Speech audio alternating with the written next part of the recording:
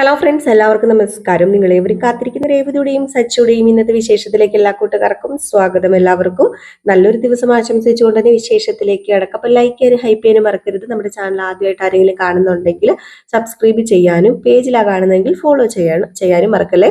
അപ്പോൾ നേരെ വിശേഷത്തിലേക്ക് തന്നെ കിടക്കാം. അപ്പോൾ തുടങ്ങുമ്പോൾ തന്നെ കാണിക്കുന്നത് നമ്മുടെ സച്ചിയും രേവതിയും സുധിയും ചന്ദ്രയും രവീന്ദ്രനും ഉണ്ട്. അങ്ങനെ രവീന്ദ്രൻ പറയാ, എന്താ ചന്ദ്ര നീ അവനെ ഇങ്ങനെ ഇട്ട് തല്ലുന്നത്?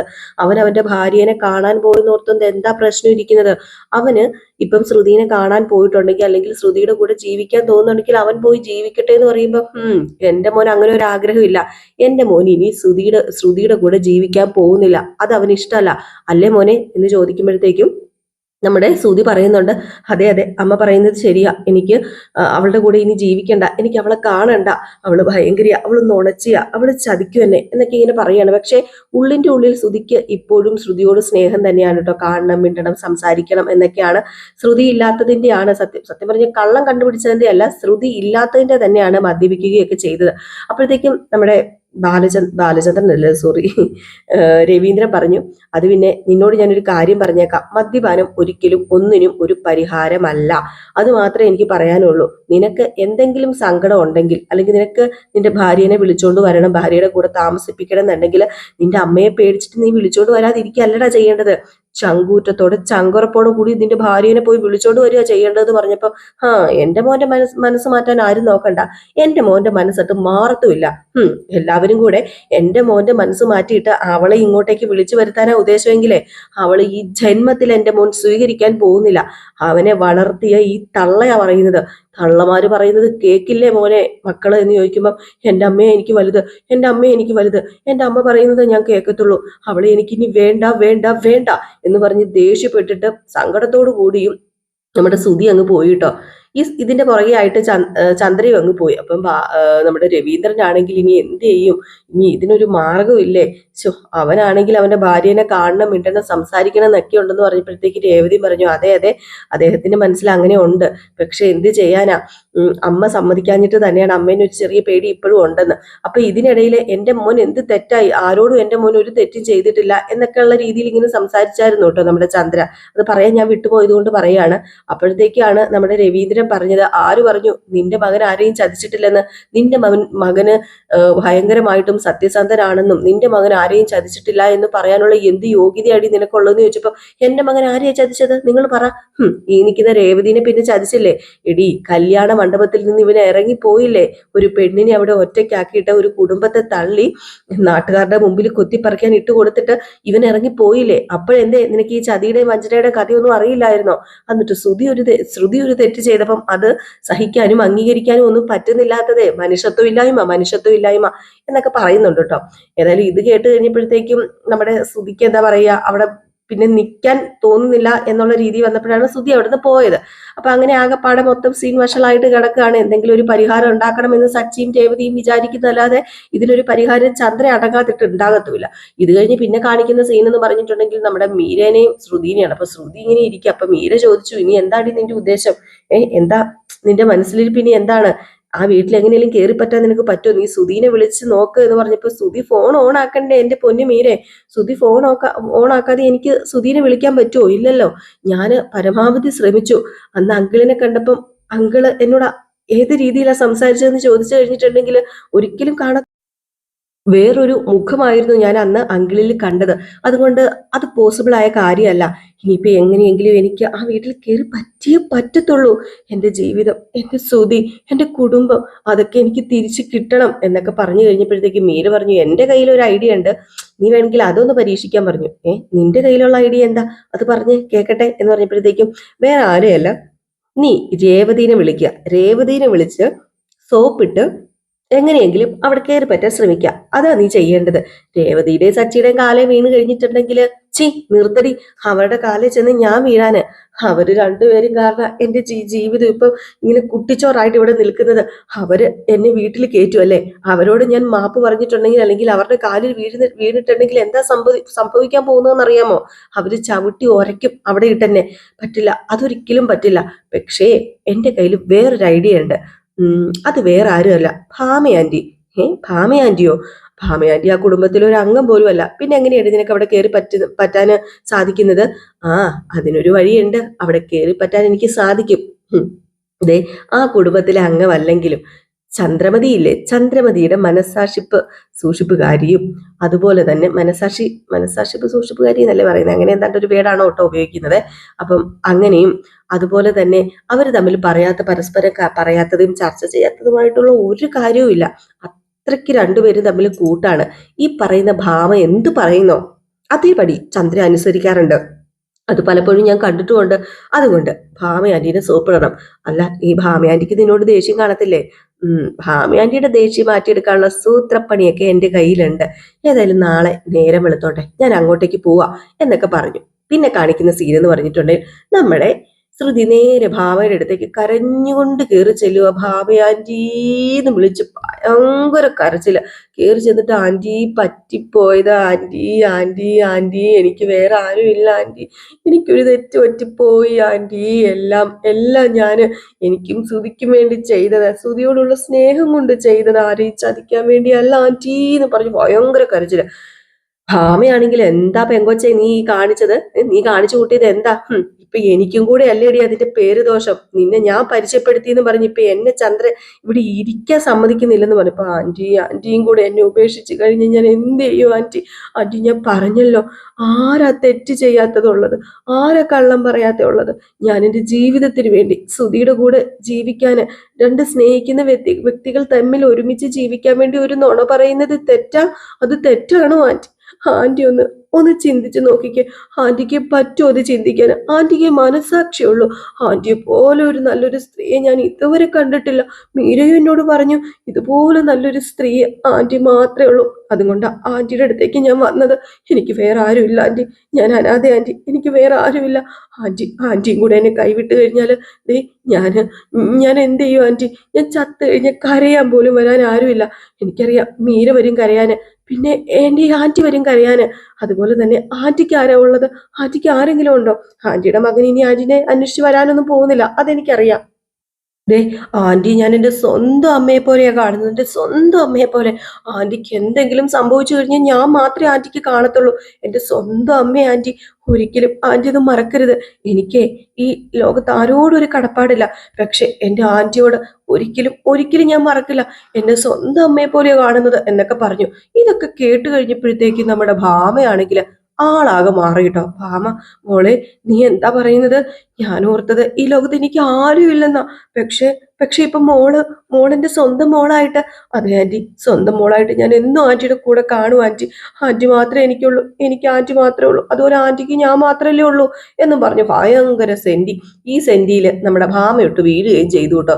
ഇതിനിടയിൽ, അതെ ആന്റി, ഞാനൊരു കാര്യം ആവശ്യപ്പെട്ടാല് ഈ ആന്റി അല്ലല്ല എൻ്റെ ഈ അമ്മ എനിക്ക് സാധിച്ചു തരണം. എനിക്ക് എങ്ങനെയെങ്കിലും ആ വീട്ടിൽ കയറി പറ്റണം ആന്റി അമ്മയെന്ന് പറഞ്ഞപ്പോഴത്തേക്കും, ആ വീട്ടിൽ കയറി പറ്റാനോ? അത് അത്രയ്ക്ക് സാധ്യമൊന്നും അല്ല മോളെ. അവിടെ ഉള്ളവര് നിന്നോട് ഭയങ്കര ദേഷ്യത്തിൽ തന്നെയാ. അതെങ്ങനെ ദേഷ്യം വരാതിരിക്കും? നീ അതുപോലെയുള്ള പ്രവൃത്തിയല്ലേ ചെയ്തത്? ആഹാ, അങ്ങനെയാണെങ്കിൽ ഞാൻ ഈ വീട്ടിൽ കെട്ടി തൂങ്ങിച്ചാകും, അത് ഉറപ്പാ.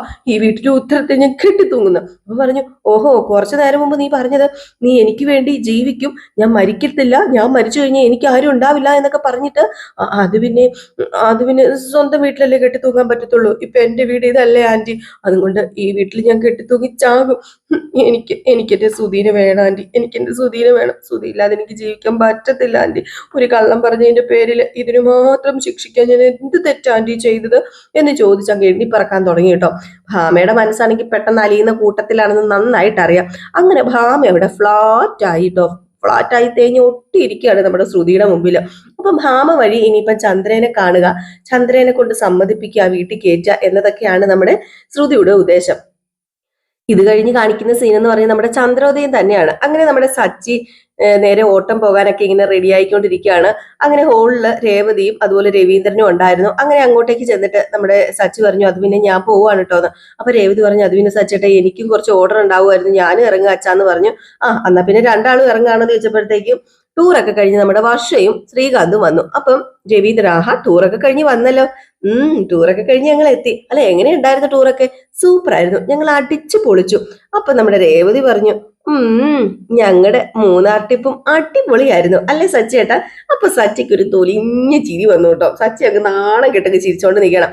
അപ്പോഴത്തേക്കും നമ്മുടെ ചന്ദ്ര വന്നിട്ട്, അതിനിടയിൽ ഇവിടെ കുറച്ച് സംഭവങ്ങളൊക്കെ നടന്നിരുന്നു, അതൊക്കെ നിങ്ങൾ അറിഞ്ഞിരുന്നോ എന്തോ? അപ്പൊ ശ്രീകാന്ത് പറഞ്ഞു, അറിഞ്ഞായിരുന്നു, സച്ചിയേട്ടനും ചേച്ചിയും വിളിച്ചപ്പം പറഞ്ഞായിരുന്നു. ഏതായാലും നല്ല സമയത്താണ് ഞങ്ങൾ ടൂറിന് പോയത്, അതുകൊണ്ട് എന്താ നല്ലൊരു സീൻ മിസ്സായില്ലേ? സ്ഥലങ്ങളൊക്കെ പിന്നെയും കാണായിരുന്നു, അവിടെ ഉണ്ടല്ലോ. പക്ഷെ ഇവിടെ നടന്ന സീൻ കാണാൻ പറ്റിയില്ലല്ലോ എന്ന്. ഇത് കേട്ടപ്പോ ചന്ദ്രയ്ക്ക് കലി വന്നു കേട്ടോ. ചന്ദ്രയ്ക്ക് ദേഷ്യം വന്നു. എന്ത് ചെയ്യാനാണ്, നമ്മുടെ വർഷയ്ക്ക് വായി തോന്നുന്ന വർഷം വിളിച്ച് പറയൂലോ. ഈ സമയത്ത് സച്ചി പറഞ്ഞു, അമ്മേ പാറലേട്ടത്തെ വിളിച്ചോണ്ട് വന്ന് അങ്ങനെ ഒരു സീൻ ഉണ്ടാക്കി വർഷേനെ ഒന്ന് കാണിച്ചു കൊടുത്താലോ അമ്മേ? എങ്ങനെയുണ്ട്? അപ്പോഴത്തേക്ക് പെട്ടെന്ന് വർഷം വന്നിട്ട്, ആന്റി ഈ സീരിയലുകളിലൊക്കെ ഇതുപോലെയുള്ള ചെറിയ സീനുകളൊക്കെ ഞാൻ ഡബ് ചെയ്തിട്ടുണ്ട്, അതൊക്കെ ആക്ടിങ്. പക്ഷെ ഈ വീട്ടിൽ നടന്നത് ഒറിജിനൽ ആയിരുന്നു, അത് മിസ്സായി പോയല്ലോ. എനിക്ക് ഭയങ്കര സങ്കടം ഉണ്ട് കേട്ടോ ആന്റി. ഇങ്ങനെ ഒരു ഡ്രാമ നടക്കുമെന്ന് ഞാൻ മുൻകൂട്ടി അറിഞ്ഞിരുന്നെങ്കിൽ ഞാൻ ടൂറിനേ പോകത്തില്ലായിരുന്നു. അതെ സച്ചേട്ടാ, രേവതി ചേച്ചി, ഒരു കാര്യം കൂടെ, നിങ്ങൾ കലക്കിട്ടോ, നിങ്ങൾ സൂപ്പറാ. ആ ഇളയച്ചനായിട്ട് അഭിനയിച്ച ഇറച്ചി വെട്ടുകാരനില്ലേ, അയാളെ പിടിച്ചോണ്ട് വന്ന് ശ്രുതി ചേച്ചിയുടെ കള്ളത്തരമൊക്കെ പൊളിച്ച് കയ്യിൽ കൊടുത്തില്ല. കൈ കൊടു എന്ന് പറഞ്ഞ് കൈയൊക്കെ കൊടുക്കാൻ കേട്ടോ. അപ്പൊ ഇതിനിടയ്ക്ക് നമ്മുടെ വർഷം വന്നിട്ട്, അയ്യോ മറന്നുപോയി, ആന്റിക്കും കൈ തരണം, കൊടുകൈ ആന്റി. ആന്റി സൂപ്പറാ, ആന്റി എടുത്ത തീരുമാനം ശരിയായിരുന്നു, അടിപൊളിയായിരുന്നു. ചന്ദ്രയ്ക്ക് കാലി വന്നിട്ട് നിൽക്കാൻ കേട്ടോ. കലി എന്ന് പറഞ്ഞ കാലി കൂടെ പെരുത്ത് കയറി നിൽക്കാം. വർഷം പറഞ്ഞു, അതിനെ കള്ളത്തരം പറഞ്ഞ ശ്രുതി ചേച്ചിനെ പിടിച്ച് പുറത്താക്കിയില്ലേ, കലക്കി. ആന്റിയുടെ തലയ്ക്കകത്ത് വെറും കളിമണ്ണാണെന്നാ ഞാൻ കരുതിയത്. പക്ഷേ എനിക്കിപ്പൊ മനസ്സിലായി, കളിമണ്ണൊന്നും അല്ല. ആന്റി ബുദ്ധിമതി തന്നെയാണ്. പിന്നെ ഈ തലയ്ക്കകത്തുണ്ടല്ലോ വേറെ നല്ല ബ്രെയിനും പ്രവർത്തിക്കുന്നുണ്ടെന്ന്. അപ്പോഴത്തേക്കും നമ്മുടെ രവീന്ദ്രൻ പറഞ്ഞു, ചന്ദ്രൻ നീ അകത്തേക്ക് പോകാൻ പറഞ്ഞു. എന്നിട്ട് സച്ചിയോട് രേവതിയോട് ജോലിക്ക് പോകാൻ പറഞ്ഞു.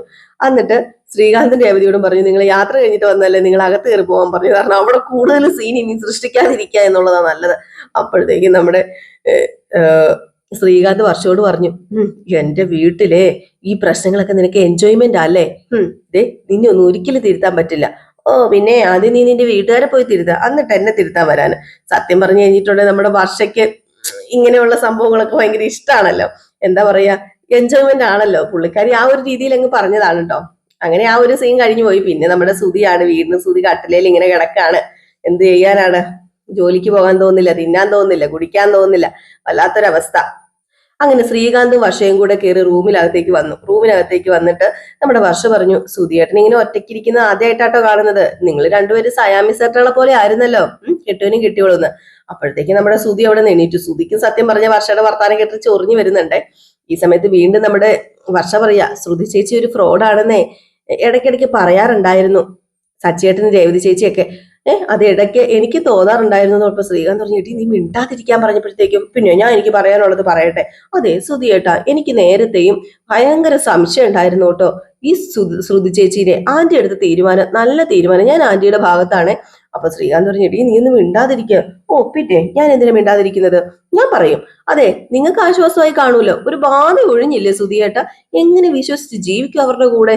ഏതായാലും നന്നായി, ശ്രുതിയടുത്ത് പോയത് നന്നായി. അപ്പോഴത്തേക്ക് വീണ്ടും ശ്രീകാന്ത് പറഞ്ഞു, എന്റെ പൊന്നോ വർഷം, നീ ഒന്നും മിണ്ടാതിരിക്കുക. സുധിയേട്ടൻ ഇപ്പം നിൽക്കുന്നത് ആശ്വസിച്ചിട്ടൊന്നുമല്ല, നല്ല വിഷമത്തോടു കൂടി, നീ വകതിരിവില്ലാതെ സംസാരിക്കരുതേ വർഷം എന്ന് പറഞ്ഞു. എന്നിട്ട് നമ്മുടെ ശ്രീകാന്ത് നേരെ സുധിയുടെ അടുത്തേക്ക് ചെന്നു കേട്ടോ. എന്നിട്ട് സുധിയോട് പറഞ്ഞു, ഏട്ടൻ വിഷമിക്കാതിരിക്കുക, എല്ലാം ശരിയാകും, നമുക്ക് ശരിയാക്കാം. സ്വപ്നത്തിൽ പോലും ചിന്തിക്കാത്ത കാര്യങ്ങൾ ഇവിടെ നടക്കുന്നത്, എന്ത് ശരിയാകുമെന്ന് നീ പറയുന്നത്? അത് പിന്നെ ഇപ്പൊ എല്ലാവർക്കും ദേഷ്യ വിഷമമൊക്കെ ഉണ്ടാകും അതൊക്കെ മാറും. ശ്രുതി എടുത്ത് ഈ വീട്ടിലേക്ക് അമ്മ തന്നെ കൂട്ടിക്കൊണ്ട് വരും. അപ്പോഴുള്ള ദേഷ്യത്തിന് ചില തീരുമാനങ്ങൾ എടുത്തതേ ഉള്ളൂ, അതോടുകൂടി ബന്ധങ്ങൾ അവസാനിച്ചു എന്ന് ഏട്ടൻ കരുതണ്ട. അപ്പൊ വർഷ ചെന്നിട്ട് പറഞ്ഞു, ശ്രീകാന്ത് നീ മണ്ടനാണോ? ഇത്രയൊക്കെ ചെയ്തിട്ടും ആന്റിയൊക്കെ ഇങ്ങോട്ട് ചേച്ചിനെ കൂട്ടിക്കൊണ്ട് വരുന്നാണല്ലോ കരുതുന്നത്. ഇനിയിപ്പൊ ഈ ശ്രുതി ചേച്ചി വരാൻ പോകുന്നില്ല, കയറ്റത്തില്ല ആന്റി ഇവിടെ. ഈ കാര്യത്തില് നീ എന്നോട് ബെറ്റ് വെക്കാനുണ്ടോ? മിണ്ടാതിരുന്നോ. ഈ വീട്ടിലുള്ളവരെ എനിക്കറിയുന്ന പോലെ നിനക്കറിയില്ലല്ലോ വർഷേ. സുധിയേട്ടാ, ഇവള് പറയുന്നത് കേൾക്കുകയൊന്നും വേണ്ട. നിങ്ങൾക്ക് രണ്ടുപേർക്കും ഒരിക്കലും പിരിയാൻ കഴിയത്തില്ല, നിങ്ങൾ വീണ്ടും ഒന്നിക്കും. ഇപ്പം ആളി കത്തിക്കൊണ്ടിരിക്കുന്ന ഈ തീ ഉണ്ടല്ലോ വീണ്ടും അണഞ്ഞോളും. അപ്പൊ വർഷ പറഞ്ഞു, ഓ ആന്റി അണയാൻ വിട്ടിട്ട് വേണ്ടേ, ആന്റി ആ തീയിൽ എണ്ണ ഒഴിച്ചോണ്ടേ ഇരിക്കും, പിന്നെ എങ്ങനെയാ അത് അണയുന്നത്? സുധിയേട്ടാ, നിങ്ങൾ ഇനി ഒരിക്കലും ഒന്നാകാൻ പോകുന്നില്ല. ഇത് വർഷം മിണ്ടാതിരുന്നോ, നിന്നോടല്ലേ ഇങ്ങോട്ട് വരാൻ പറഞ്ഞെന്ന് പറഞ്ഞിട്ട് വർഷം പിടിച്ചോണ്ട് പോകട്ടെ ഈ എരുതിയിൽ എണ്ണ ഒഴിക്കാന്നൊക്കെ പറഞ്ഞ് കേട്ടിട്ടേ ഉള്ളൂ. നമ്മുടെ ശ്രുതി അല്ല വർഷം എരുതിയിൽ എണ്ണ ഒഴിച്ചുകൊണ്ടിരിക്കുകയാണ്. ഇത് കഴിയുമ്പോഴത്തേക്ക് അവിടെ ഇരുന്ന ഫോട്ടോ ഉണ്ടല്ലോ, അതിൽ പാവം ശ്രുതി നോക്കിക്കൊണ്ടിരിക്കുകയാണ്. ഇവരുടെ എൻഗേജ്മെന്റിനോ വെഡിങ് ആനിവേഴ്സറിക്കോ അങ്ങാണ്ട് എടുത്തൊരു ഫോട്ടോയാണ്. ആ ഫോട്ടോയിൽ ഇങ്ങനെ നോക്കിക്കൊണ്ടേ ഇരിക്കുകയാണ്. ഒരുപാട് സങ്കടം തോന്നുന്നുണ്ട് കേട്ടോ, പാവം ഭാര്യ പോയതിന്റെ സങ്കടത്തിലാണ് നമ്മുടെ ശ്രുതിയെ. അങ്ങനെ ആ ഫോട്ടോ നോക്കി ഓരോന്ന് പറഞ്ഞ് എണ്ണിപ്പെറുക്കി കരയാണ്. നമുക്കും കുറച്ച് പാവമൊക്കെ തോന്നും കേട്ടോ. ഇതിലും ചന്ദ്ര ഇത് കണ്ട് ആശ്വസിച്ചിരിക്കുകയാണ് കേട്ടോ, ശ്രുതി പോയല്ലോ എന്ന് ഓർത്തിട്ട്. ചന്ദ്ര ഈ മകന്റെ കരച്ചിൽ കണ്ടിട്ട് സത്യം പറഞ്ഞാല് വേദനിക്കല്ലേ ചെയ്യേണ്ടത്, പക്ഷെ നമ്മുടെ ശ്രുതിയോട് ഇങ്ങനെ എണ്ണിപ്പെറുക്കി നീ എന്നെ ചതിച്ചല്ലോടി എന്നൊക്കെ പറഞ്ഞ് ഫോട്ടോയിൽ ചോദിക്കുമ്പോഴത്തേക്കും നമ്മുടെ ശ്രുതിയോട് അത്രയും ദേഷ്യം കാണുമെന്ന് ഓർത്താണ് സത്യം പറഞ്ഞ ചന്ദ്ര ഇങ്ങനെ ആശ്വസിക്കുന്നത്. ഏതായാലും കാത്തിരുന്ന് തന്നെ കാണാം. അപ്പം അടുത്ത എപ്പിസോഡുമായിട്ട് വരാട്ടെ. അപ്പൊ ടാറ്റ ബൈ ബൈ, ലൈക്ക് ചെയ്യാൻ ഹൈപ്പ് ചെയ്യാൻ മറക്കല്ലേ.